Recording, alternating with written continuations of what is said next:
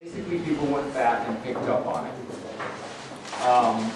Some people who missed the meetings or missed this morning meeting in a curious way, a pretty satisfying way, have arrived at the same conclusion.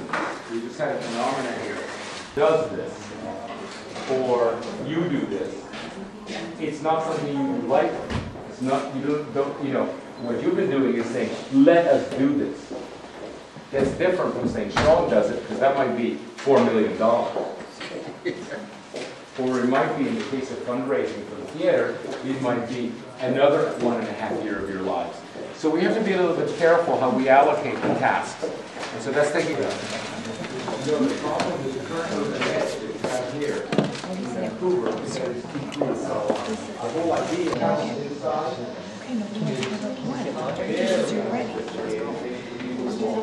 Outside, that reason. This diagram might be a great contribution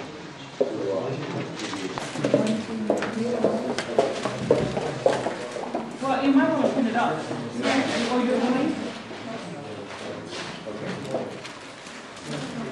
Yesterday has designated them creeks. Okay. As soon as somebody in some bureaucratic universe designates them creeks, then they have riparian corridors and so forth. And I actually find that not to be a problem at all. I don't think that they're bad looking. I think that actually with a little bit of judicious landscaping, they can become very good looking. But furthermore, they are the human traces on the site, no less than the Midlands.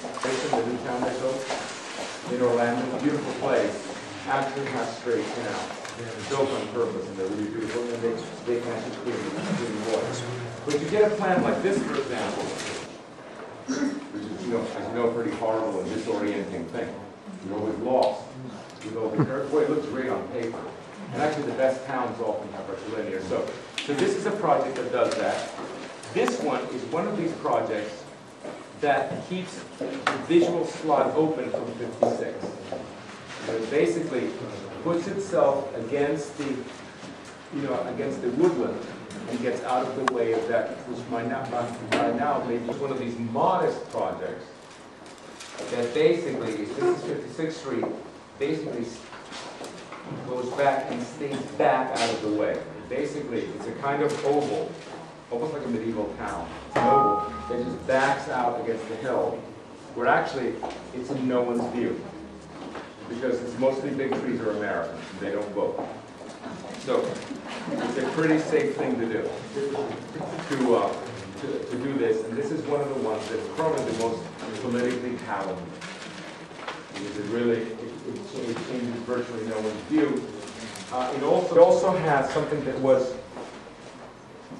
very extensive here, which is it had a lot of lots up against the hill, basically up against the wooded hill. It basically, because of the midden over here, we're staying clear of that one. And most of the urbanism is in fact in the middle. The increment of 200 feet. This one, while using the same module, has substantially larger pieces. And then in the kind of reverse way, it has roads that come out and connect to a point here, pretty close to how you go to the beach. This one really emphasizes that the beach is the big thing. It starts becoming really much more sophisticated. You see how the geometry, that were all little squares or little diagonals, are really crude? Progressively over the next few days, they become much more softened. Now, never to the extent that you get these curves that look so good, because that just disorients you. I mean, just think about suburbia and how you're always lost. And some people simply put nothing on it at all. And we've had some kind of pressure to, this is Boundary Bay Road, coming down, and this is the beginning of Boundary Bay.